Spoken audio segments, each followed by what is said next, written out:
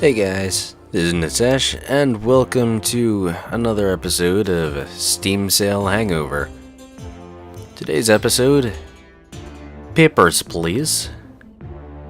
It is a dystopian bureaucracy simulator. It's a lot better than it sounds.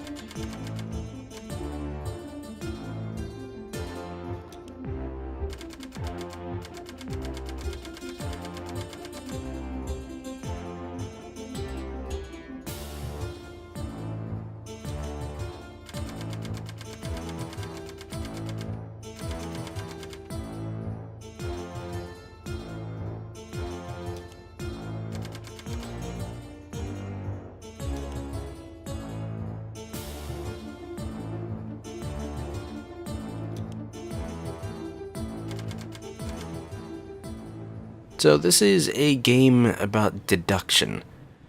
It's got a couple of elements.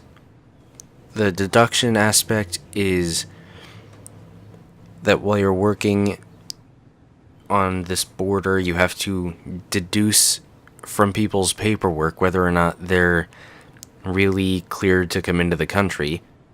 And then the other aspect is managing your home affairs. You get your money from this job. What's it gonna go to? Are you gonna have to eat a little lighter today? Or maybe is that medicine you need gonna have to wait? Maybe just bundle up a bit because it's gonna be a bit colder. You only have a bit of money, so you're gonna have to make some choices there. Now, one of the great things about this game is that it gets you into this mindset of desperation. Basically, it's kind of a lose-lose for you.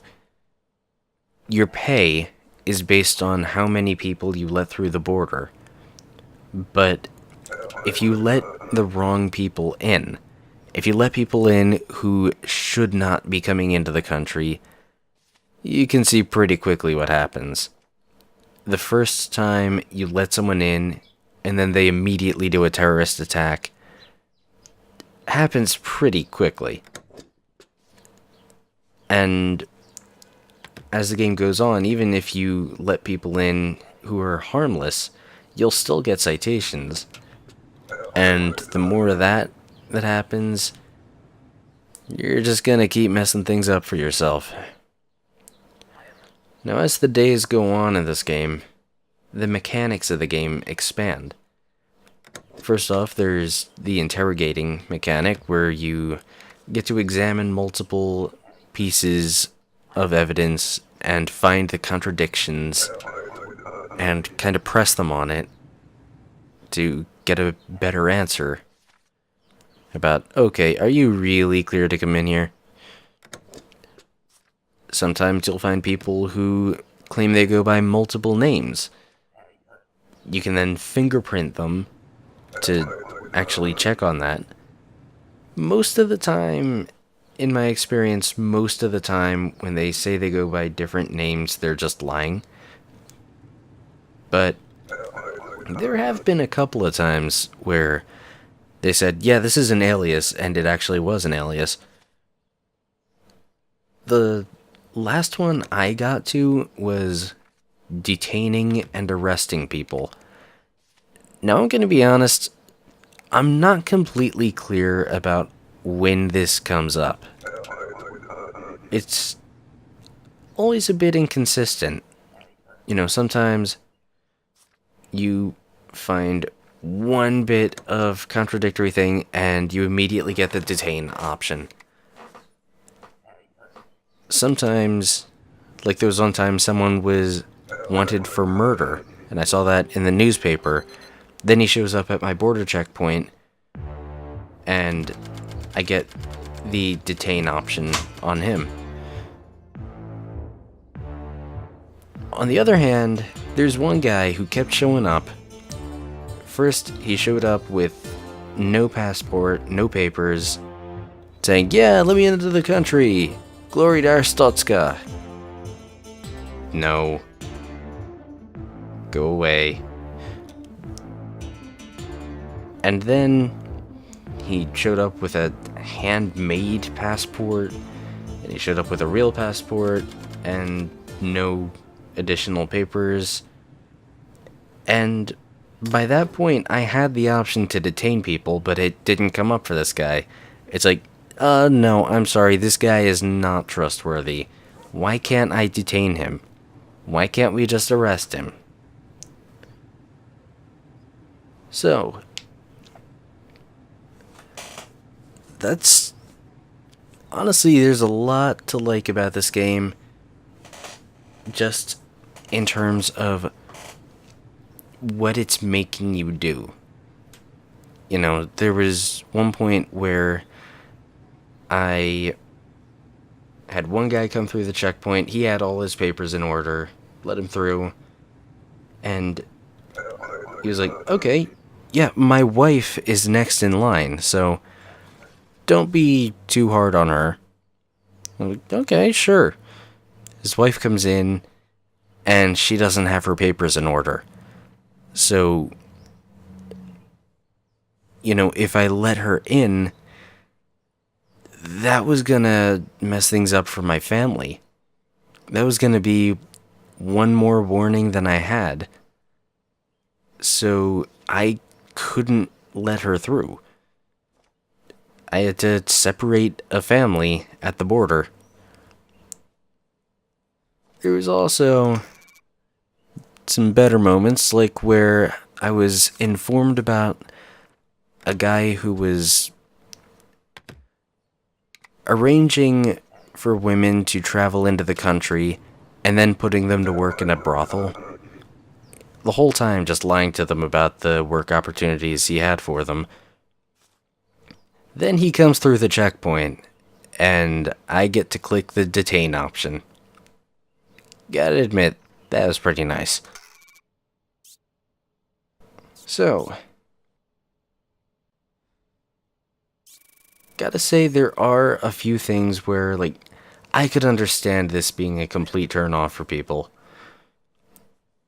First off, the life management section of the game. I can't really say it's the best done thing. It's fine in concept, but it gets really overwhelming really fast. Like, you get just a certain amount of money, and by the second day, your expenses have come to more than what you're making. And it's like, maybe a little slower with that would have helped. Like, by the second day, my son was sick and dying. And then, before very long, my whole family got killed. And there wasn't even really a lot of warning about it. You know, I knew the uncle wasn't doing too well. I know he was sick. I got a message that he died. Why did my whole family die? That kinda came out of nowhere. Also, in the deduction aspect, sometimes the discrepancies aren't very clear. And, one big factor of that is there's a bit of sensory overload with this game. Basically, you have so much that you have to keep track of. You have to keep track of their paperwork. When you get the interrogate option, you can also pull up the things they said, and you can keep track of that, comparing that to their paperwork. You have to keep the rulebook handy, so you can ask them about any pieces of paperwork that they might be missing. You, at some point, will have to deal with someone using a passport that was issued by a city that doesn't exist. So you need to have the rulebook ready so you can actually look up, okay, is this coming from a real place? And that whole time, you have just that little tiny square. Also, there's the people who keep giving you business cards, and that also takes up space.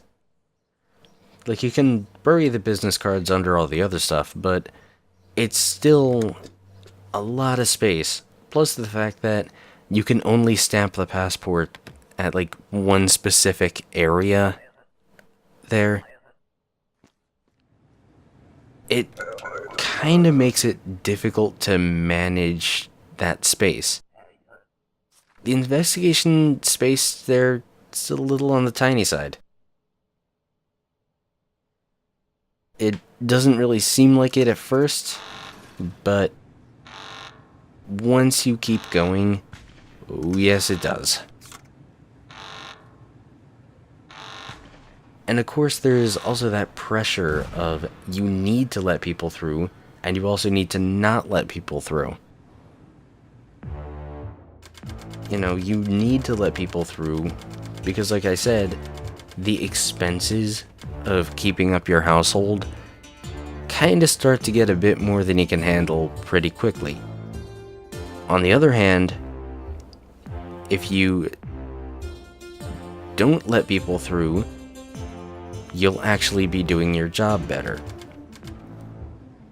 It's just kind of a catch-22 that I could see people really not liking. I didn't mind it that much, but I could see other people having a real problem with that. So, I think when I got this, it was $3, and I'd say it's definitely worth it. So, anyway, that's gonna be it for today's episode of Steam Sale Hangover. Keep enjoying the videos, and subscribe to help the channel and see more.